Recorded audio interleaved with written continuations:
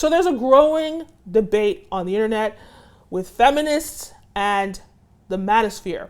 They're going at each other. We have a lot of these manosphere videos, talk about the red pill, talk about all this stuff. And they talk about never getting married. You know, they talk about treating women terribly. They bash feminism. And I just want to take an egalitarian approach. I want to take an unbiased approach and look at this in the context of history, just to offer some understanding about why this has happened and also why it has caused the lack of Black economic empowerment in America and in the world, but specifically, let's look at America. You're watching The Kenim O Show, and I'm your host, Kenim O. Don't forget to like, follow, subscribe, all the above. The system of marriage was designed to create wealth, to create generational wealth, and so this lack of the family structure, this lack of unity has made it more difficult for Black people to create wealth. There seems to be a massive trap in the US court system, this agenda to break up families, right? We've seen it in so many videos. I'm going to insert some videos here where you'll find that it actually pays women more to be separated, right? To not have a male partner in the house. A lot of people got something to say about the fact that I got 6 kids with 6 different men. So I'm just going to tell y'all why it is better to do it this way. If I had 6 kids with all the same dude, I get 34% of his income, which is only $680 a month.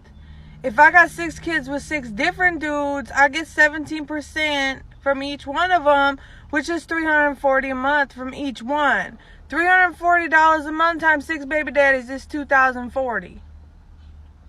So why don't you have 6 baby daddies? But ultimately, we know that it's bad for the children. When children grow up in a one-parent household, that's not good for them. And it's always better when the family stays together, but the court systems have made it more beneficial for women to separate from male partners. Men and boys started falling behind when government began subsidizing single mothers. They tear the family apart by giving the money to mothers when fathers are absent and not giving money to mothers when fathers are present. That policy, part of the welfare system created in the 60s, helped lead to more households without fathers. Farrell says that hurts boys most. And I'm going to give some examples that I find are very problematic and sort of perpetuate the lack of Black economic empowerment in America. And so let's start with the history. When we look at the history of slavery, right, in America, we see this separation happening in the foundation of America, right? So you have these slaves, and the fact that the lack of marriage culture in the Black community in America really does stem from slavery, right? Marriage of enslaved people in the United States was generally not legal prior to the Civil War in 1861. African Americans were considered chattel legally. However, statistics show that only 10% of African Americans were unmarried from 1890. That is 30 years after the abolition of slavery. It's interesting how African Americans quickly got married after slavery, perhaps because marriage was probably the best way to offer security post-slavery. Also, society was more traditional, as women weren't able to own bank accounts, but I can imagine that Black men probably weren't able to own bank accounts either. The lack of security and stability would have given Black women the incentive to ensure they were protected under marriage post-slavery. Needless to say, the culture of the devaluation of black women was still prevalent. Even though black families were physically broken up in the 1900s, culturally and psychologically, they would have been broken up hundreds of years before that. Let's look at history and understand the cultural devaluation of black women, especially in the marriage marketplace. As a slave, even though slaves did get married, what's the point of getting married if your slave owner would turn around and sell your wife, right? Turn around and maybe even rape your wife, right? Turn around and sell your children. Another example of broken families. The system has always fought to break up the black family. And so let's even give this example of a slave that gets married to a woman, and the slave master chooses to rape his wife, right? This wife now gets pregnant for this slave master's child, and every day you have to look at that child.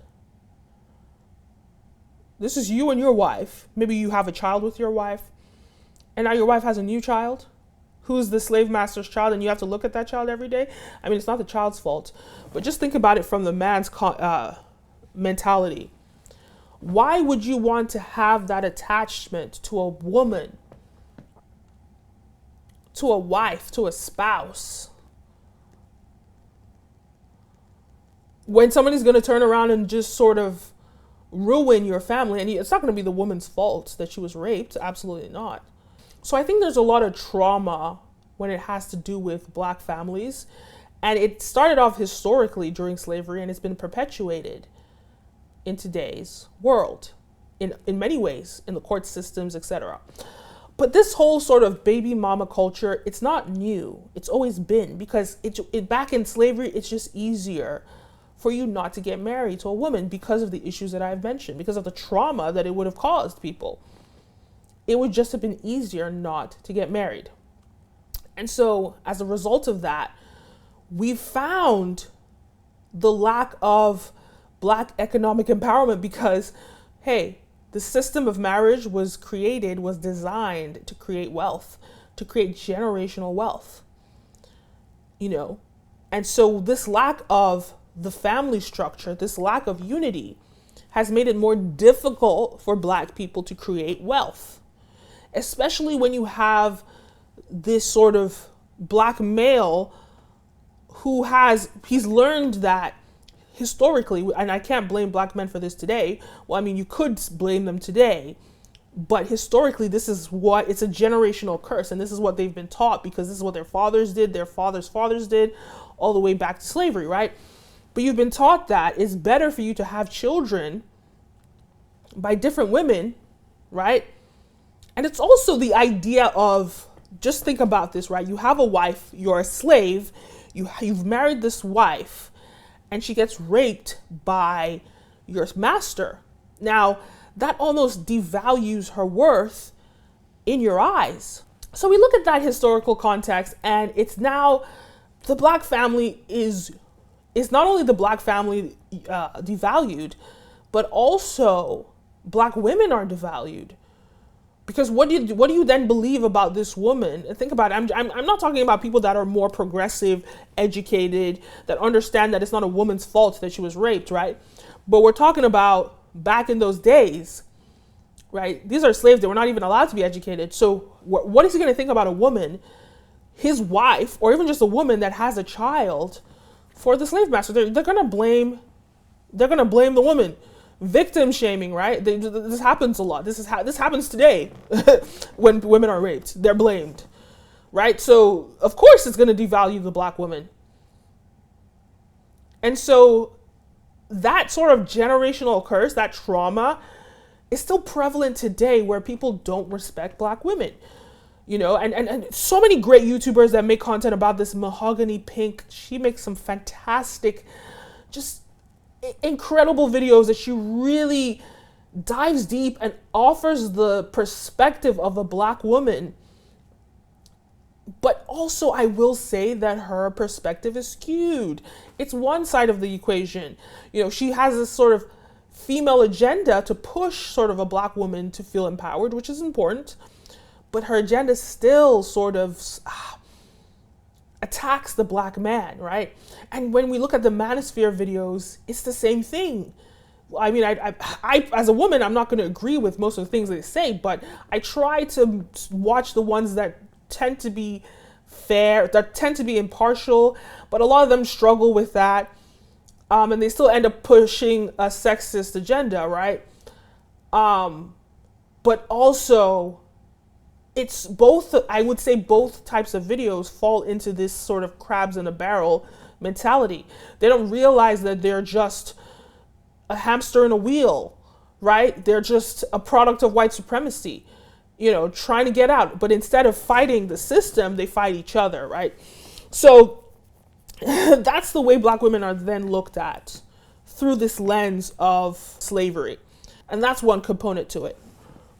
The other side to it is this idea that a lot of black men are put in jail. That's already breaking up the family structure, right? That's an unfair system that, we could talk, I could make a whole video about, go in depth. That's an unfair system, and that's what happens in that system, right? So that's one component to it. The other component to it is that a lot of black men also have been put, or just black people in general, have been put in the system of like drug addiction, and that's also a generational curse.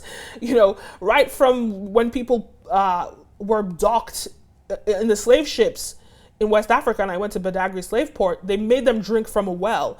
This well intoxicated them. Are we here to just blame the white man for everything? What is our part? Mix it with some kind of spiritual stuffs like voodoo to put inside the water and give to the slave. Who we call black Americans today could not return back to Africa because their forefathers were unable to tell them, this is where I came from.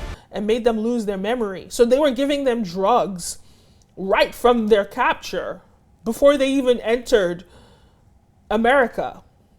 They were given drugs. And then we know about, history lessons about how drugs have been pushed, into the hoods, into black communities for generations. So we know these stories, right? And so it's still perpetuated today. So that's another generational curse that's breaking up the black family and causing the lack of black economic empowerment. And then, aside from that, the few black people, or black men specifically, that believe that they can make it in life, who are their examples of success? We don't have too many of Barack Obamas. We have more basketball players, musicians, and by all means, good for them that they were able to do that. But what are your chances of becoming a basketball player? How many basketball players are in a team or are in the league? Most people are just not going to be basketball players. You're not going to be athletes. Music is a very difficult industry to crack. These are difficult industries to crack. Your best bet at getting success in life is getting an education. But that's not advertised. What is advertised is the musician, etc. And these people that are advertised, what do they do with their money? They waste it, right? They pour it out of the black community, put it into things that are owned by the colonizers, and there's nothing wrong with like buying, things that are Chanel and Gucci and all that. There's nothing wrong with that.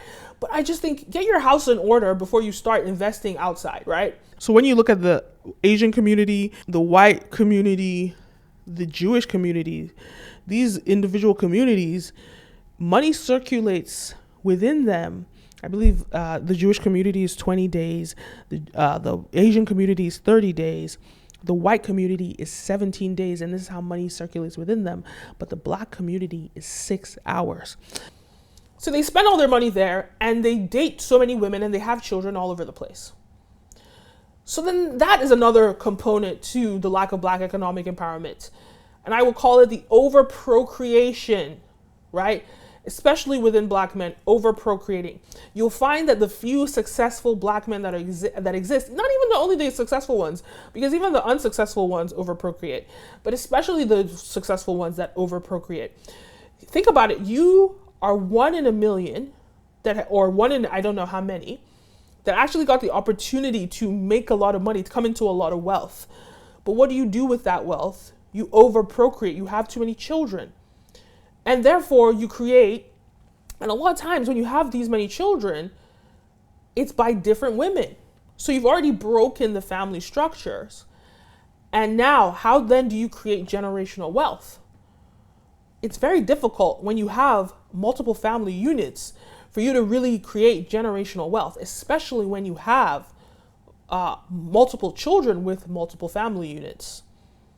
Very difficult for that to, once somebody passes, this man, he passes, or perhaps he's alive, is he really investing in creating generational wealth within his children? 9 times out of 10, it's not happening, right? So this overprocreation creates a lack of generational wealth. So we have broken families, we have overprocreation, we have money just leaving the Black community into pouring it into things that don't build the Black community. We have all these things. We have this generational trauma. We have the court systems. All these things are creating the lack of Black economic empowerment. And I think what is really important is to just be aware. Because awareness is 90% of the problem, right? When you're aware, you can then start making decisions to change the system, to change the ways things have been or are. Awareness is so important. So, I say all this to say, how are you going to spend your money? And figure out a way to spend your money as a Black person by building generational wealth within the Black community. You're watching The Kenim O Show, and my name is Kenim. Don't forget to like, follow, subscribe, all the above. See you next time.